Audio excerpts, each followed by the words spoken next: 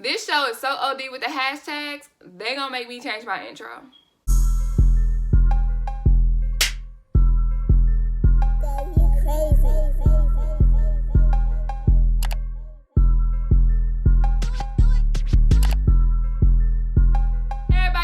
Welcome back to my YouTube channel, hashtag Movie Bae. I am Movie Bae, and in this video, I'm going to be recapping and reviewing episodes 1 and 2 of season 2 of Netflix's The Circle. If you are new to my YouTube channel, hi, welcome. Here on Movie Bae, I do reviews, reactions, and commentary to movies and television, so be sure you drop down and hit that subscribe button and stay tuned for more videos just like this. Season 1 of The Circle, I'm not gonna lie, I wasn't gonna watch it.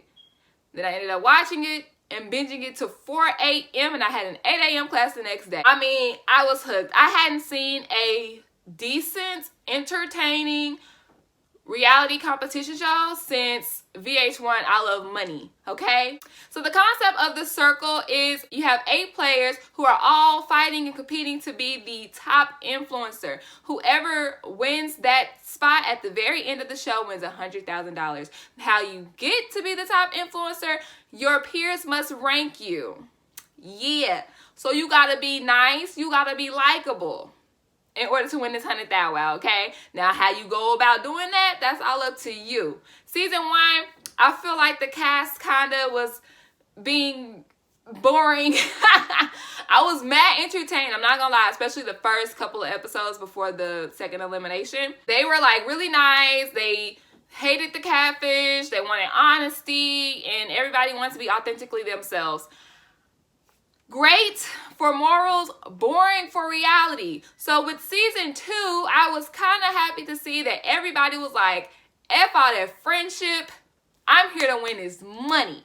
And that's what I like to see in my reality competition shows. So without further ado, let me give you the rundown of the starting lineup. We are first introduced to Savannah, who is 24 from LA. She is a self-proclaimed data daddy where she does data research. She is the cute geek, but she is not afraid to check a bitch in the nicest way possible. My first initial impressions of Savannah was she's a very beautiful girl, but she did not choose a good profile pic. I was like, sis, a cafe drinking a latte? That's not a profile pic. It doesn't scream, click on me and read my bio. It says regular Tuesday. Up next, we have Jack the Jokester. He is a 20-year-old student, and he will be catfishing as his best friend, Emily, who is a sorority girl. Hashtag rose all day, okay? Jack said that his strategy is going to be purely strategic.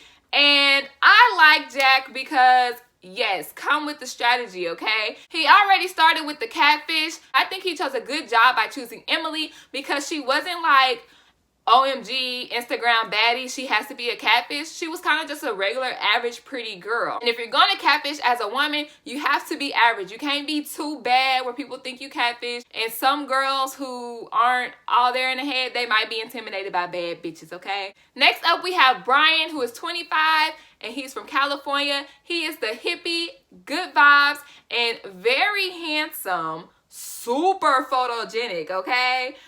But my initial thoughts was boring, get him out of here. Y'all already know what I'm on. I'm on the strategic. I'm not with all the happy, let's do friends type thing. That's what they did season 1. And even though it was the right way, it was not good for reality TV. So I think production did right by going about casting people who was willing to do whatever. Check your morals at the door. We winning this money first, okay? Next up, we have Delisha, who is 23. Oops, I mean 32, from the Bronx. She is married and a mother. As soon as she started talking, I was like, she's a New Yorker. She's a New Yorker. She says that her first impression, people think that she is cocky, so she did not want to come in the circle as herself. She decided to be a catfish as well. Catfish of her husband. Yes, Delisha will be playing her husband Trevor in this game. Her strategy is going in as the sensitive single father. Horrible strategy. It's horrible. Yeah, you'll get the sympathetic points, but it'll start to get OD, and we will see that later in this episode. Next up, we have Terralisha. I will be calling her T for the remainder of the show because that name, girl. She is 34 and she's from the what? Triple D, Dallas, Texas. Yep, I'm a little bit biased, okay? I'm a little bit biased. She is a full-time substitute teacher, a math geek, and a singer. She is a self-proclaimed catfish spotter, and she is not with the kumbaya shit. Now, yeah, I'm a little biased because I feel like I just got homegirl vibes. I felt like I know her, she is me, we is she, okay? Next up, we have Lee. He is a 58-year-old author who goes under a female pen name. I am so sorry that I enunciated 58 like that was like really, really old. But he's established, okay? And he is also from Texas. Lee will be playing catfish as well as a young man named River. Even though River is a heterosexual male, he's going to be representing his own sexual orientation as homosexual. Lee's strategy says because he is a writer, he is a professional liar. As a screenwriter myself, you feel like you literally have to talk from multiple different people's standpoints, so sometimes you feel like you have people living in your head. I'm just saying. Too much information? Okay. Then we have Chloe. Chloe is 21. She is from England. Y'all might know her from Netflix's reality show, Too Hot to Handle. I didn't watch the show, so I really don't know who she is. Chloe's strategy is using her sex appeal, and she is not afraid to do so, honey. My initial impression on Chloe was love the accent, because I just love people from England. Even though she's not particularly my type of girl, as a reality TV viewer, her personality is perfect for it. She's funny, she's bitchy, she's sexual, and she has that lovely English accent. So Chloe might be a shoo-in for a winner of this show. Last but not least, we have Courtney. Courtney is a 20-year-old entertainment host from LA. He says people's first impression of him is a bitch, but he's really not. So he thinks. His strategy is going to be lying about his job because he doesn't want people to think that he's just nosy. The chat opens and some people are geeked out that Chloe from Too Hot to Handle is indeed a part of this show. I'm honestly surprised they didn't think that she was catfish because I would have. I guess they figured that her lingo and her bio was just too much like her in actuality. Right at the gate, Alicia, aka Trevor, is coming on too hard with the sympathy card, playing the single dad role. I was annoyed. Like, sis, this is not a good strategy. I'm not here for this. And she was sounding way too much like a female just from the lingo she was using. I feel like Delisa was such a cool girl, like in her introduction, like her personality, that she could have came on legit as herself and probably, honestly, be a strong contender. She stated that she didn't want to come on as a girl because females can get really catty, as we will find out here in a moment. The first game they play in the circle is Says Who. During this game, we find out that Brian raised $10,000 to get a friend off the street. Damn. I mean, that's a good friend. If it was me, like, sis, you could just come crash on my couch, because... or go shake some ass. I'm just saying. Chloe once booked a flight for a one-night stand. Like, sis, no, sis. First off, you dropping bread. Second off, we don't do that. That's mad dangerous, okay? You a little bit too hot to handle for real. The group found out that Trevor was the one who was caught losing his virginity, and Savannah was the only girl on her robotics team. After playing the game, Tarlisha isn't really feeling Chloe for the same reason I said, like, sis, we don't book flights, and we definitely don't book flights with strangers. That's a little bit too much. River gets a hint that there might be an all-girls alliance forming after all the girls praise Savannah for being the only one on her robotics team. Courtney is buddying up with Chloe, and Trevor and Chloe flirt more. The group chats during this episode, Brian reaches out to Courtney in hopes of forming an alliance, and Courtney accepts. Jack, aka Emily, starts an all-girls chat where Savannah and Taralisha express their concerns that Trevor might be catfish. Chloe isn't trying to hear it. She thinks that he's just too good to be true, so she doesn't want to rule him out just yet. In real life, I would be like, Chloe, girl, you just met him. Calm down. But in the circle, Chloe, girl, go for it, sis. It's time for the rankings. River puts Trevor as his #1 spot. Taralisha and Savannah both vote each other for their #1 spot. And Taralisha puts Chloe in her 7th position. Savannah puts Bryant in her 7th position. Bryant puts Courtney in his 1st because of their newfound alliance. And Trevor puts Bryant 7th as well. In the end, 8th place goes to Bryant. 7th place goes to Emily, aka Jack the Joker. 6th place goes to Chloe, and she is stunned, honey. I guess she thought that she was the shit. Not to these people. 4th place is a tie between Courtney and River, and they're cool with that, just coasting in the middle. 3rd place goes to Trevor. 2nd place goes to Savannah, and my Dallas homegirl gets 1st place as the influencer, okay? Now, I'm not gonna lie. This ranking kind of surprised me. I feel like Terralisha was kind of like low-key, you know, laid back, just playing the field. I didn't think that people would really rank her so high for where she got the #1 position, but I'm here for it, boo. New rules in this season is, well, the new rules for this episode is that the influencers get 24 hours to decide who they want to block. This leaves ample amount of time for the people who are ranked low on the list to kiss ass and hopefully start alliances. But there's also another twist. The influencers can save 2 people, 1 person each, right now on the spot. Because in the all-girl group chat, they decided to form an all-girl alliance. Terralisha saves Emily. And after her suspicion, Savannah talks to Trevor and they form a little brother, little sister bond. So Savannah ends up saving Trevor as her initial save for the night. And Chloe feels betrayed by Savannah's choice.